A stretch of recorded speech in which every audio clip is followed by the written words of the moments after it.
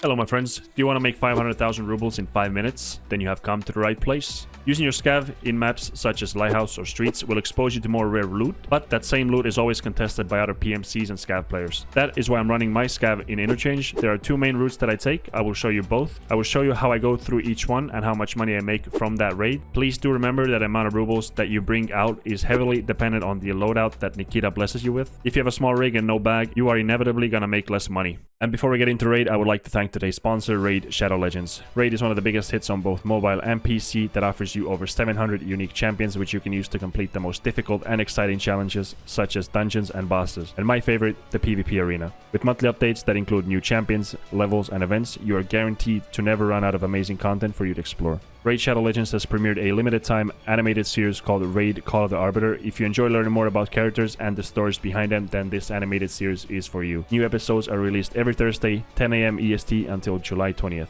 Throughout the limited series, you will learn more about the upcoming champions that you can play with yourself. First one being Artek, a mighty orc warlord, and the best thing about Artek is the fact that it's going to be available for everyone for free. If you wish to unlock this legendary champion for free, all you have to do is log into Raid 7 days straight between now and July 24th.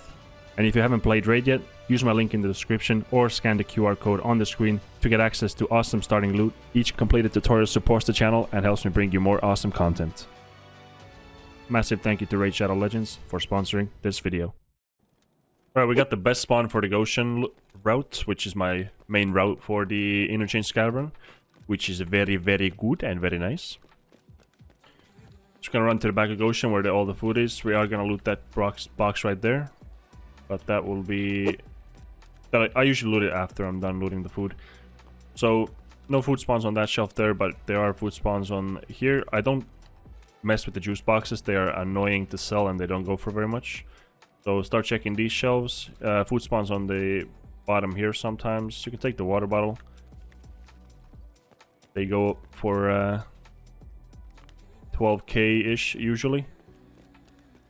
And then just starts checking the shelves, and that's about it basically. You just go along the shelves, pick up any food you can get. These aren't worth much late wipe, so I'm not gonna pick them up right now. Juice box, once again, I ignore those. They go for like 6-7k usually. I'm probably gonna end up throwing the water away anyway, so probably no point in picking it up.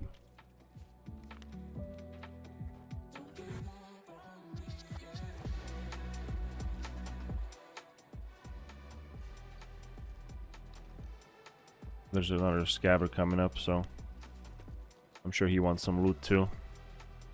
So let's scoop in everything we can so he don't get any, because we are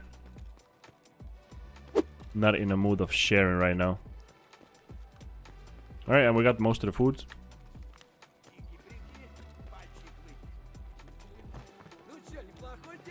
And check the box here as well. I reckon he checked it already, but... Alright, and now we just move on to the... I don't even know what that area is called. We're going towards the elevator basically. And we're gonna go for the industrial loot as well. To fill up our bag basically. You can check for med spawns here. I'm pretty sure you can get a Ledex spawn there as well. It's quite rare, but still. Med spawns usually equal Ledex, possible Ledex spawns as well. Especially at this stage of the wipe here. And then, once you're done with the toolbox, just go across, start checking the shelves. I usually look for one-slot items, like elite pliers, things like that. Propane tank, I don't think that's... I'm stuck in between cardboard boxes. Nice. I don't think it's worth picking up right now. Actually, it is.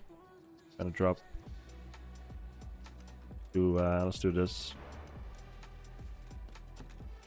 The best part about this is that I seem to get that spawn quite often. It's like the most frequent spawn, so I can go for the food every single time basically. And there is a grenade box here that I recommend checking, because these go for like 30 to 50k. I think you can sell these as well. I'll take both of those. Drop the matches and take the grenades. Don't know why I even kept the matches in the first place. And then we just leave to the Emercom. It's as simple as that. So depending on your scav timer, you can get quite a few raids in. Usually if you have max karma, like my scav timer right now is 5.5 minutes. So if I get out, I sell everything. Usually by the time I've sold everything, I have like a minute or 30 seconds left, and then I can just go again, and you can just do this back to back to back. If you get like decent spawns consistently, like if you get the power station spawn, that's very good as well. You can check the power station PCs and toolboxes there. I highly recommend checking toolboxes. Toolboxes are very, very good. Let's see how long that raid took us. It was just shy of 5 minutes. Alright, and for the second run, I'm gonna go for Ollie. So basically every spawn besides the front of the mall spawn, I go for Goshen. If I spawn in front of the mall, I'm gonna go for Ollie. I did not get the Ollie spawn this time, but I did run this way because I just want to show you guys what I do for this specific spawn. And I can't even get through the glass here. So this is the loadout that I spawned with, which is not too shabby. You get some inventory space, which is nice. If you do want, you can go for tech stores. I feel like tech stores are almost untouched every single raid these days, but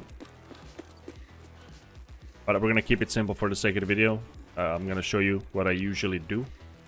And what we do is we're gonna come towards the shelves at the back here, the ones that are fallen over or whatever.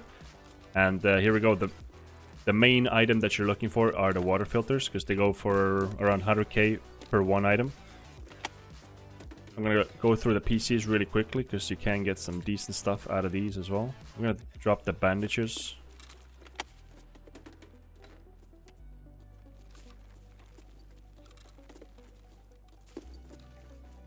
Alright, so once you're done with PCs, we already checked this, but obviously industrial spawn is there. At the bottom of this shelf, you can get water filters along with other industrial stuff, but the main spot where you want to look for the water filters is at the bottom of these shelves. Now sometimes you get nothing, sometimes you get 2 or 3 water filters. They are not that common, but I feel like this is the best place to look for them, so I highly recommend checking these out. Had a little bit of lag spike, and looks like we're gonna walk away with just 1 this time. And then you come up here, you can look for spawns on this, and then I feel like this here never spawns anything, but you can start looking for items on these shelves here. Unfortunately, we have a plane that's interrupting us, but that's okay. We'll carry on. Just keep looking on these shelves here. Tape, not the greatest item, but can go for like 10k. Which is not too bad. Pressure gauge is decent. And then I'm just gonna run towards the toolbox right here.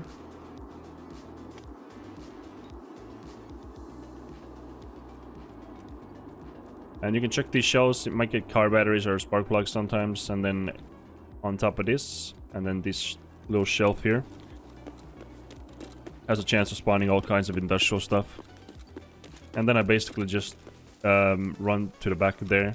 There are spawns of car batteries here as well, and then on top of these. Car batteries are not worth that much at the time of recording this video, but if you're looking or watching this video during the next swipe or whatever, you obviously need car batteries for quests and so on. So check these shelves here. Move on to here. Look at the bottom here, bottom here. Sometimes stuff spawns up top here. If it's like a motor, you can grab it. If not, then you might not be able to pick it up. Here we got a motor. Let's go, and then we go to these shelves. On top of these, you can get water filters and all kinds of industrial stuff as well. Looks like we got nothing this time.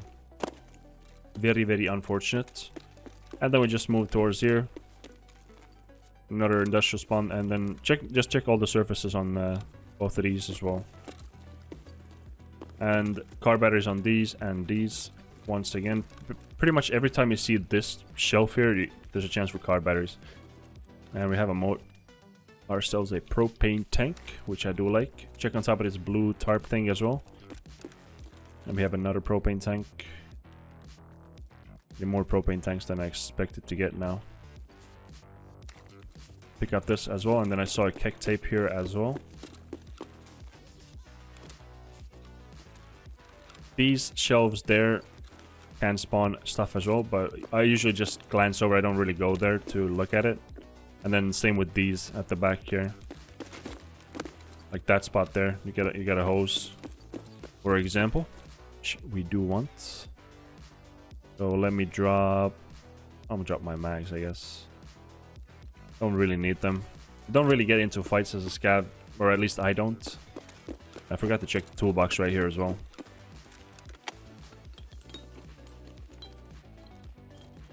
Now you have two options. If you're full of loot, you can just go through the doors, turn right, there's another toolbox back there, and just leave. It looks like we have nuts here as well that I almost missed. But if you have space, I usually go here and turn left. You got a bunch of PCs over here that are always worth checking. GPUs these days, once again, at the time of making this video, they're not that expensive, but if you're watching this a little later, aka next wipe, then GPUs might go for 400 or 500k again. Always check the tables. You can get like chocolates and stuff. Oh, here we go. We do like the chocolates. Always check the PCs though as well.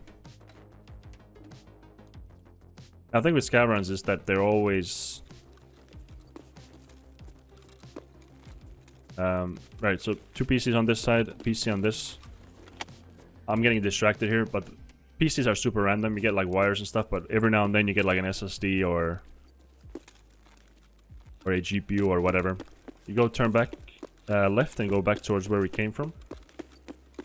And then we're just gonna pass these doors, go to the left, and we can loot two more rooms that are filled with PCs and a couple of food spawns as well. PC here, check the table once again. Chocolates, sugars, stuff like that. Cigarettes. Cigarettes these days are pretty decent money. Got 15k in that one, so I'm not gonna drop the wallet either. Tables here. Matches. Not worth that much at the moment, I don't think. Not picking up the DVDs. And these little benches here, or whatever you call them. And then the table here. And the coffee is worth some rubles, so I'm definitely picking that up. Check this as well.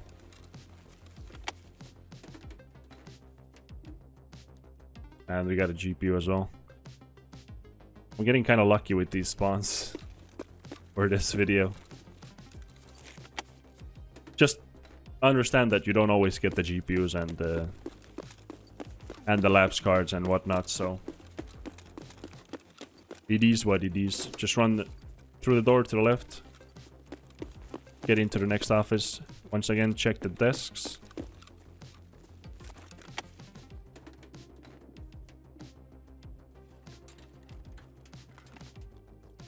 I do like the power cords. We'll drop the tube and the helix. Take the power cord. Taking the tables here. Go over here. That's more tables. And another PC over here.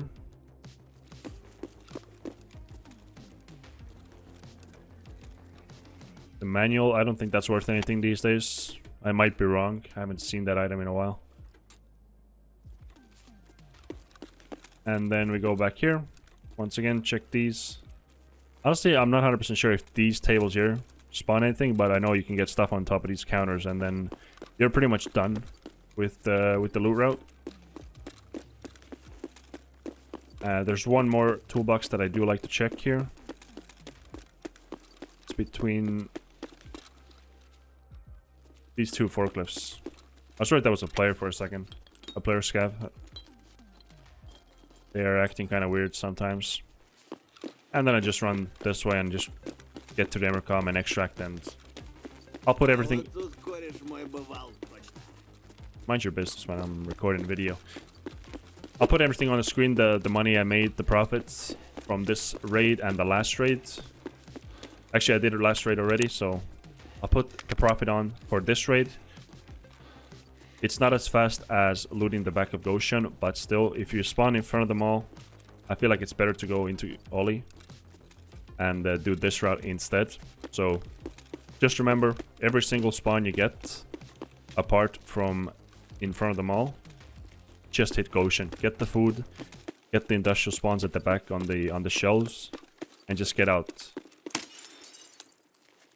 This took me 11 minutes because I did have to run to the front of the mall, but I think it would be like 8 to 9 minutes if I didn't run there myself.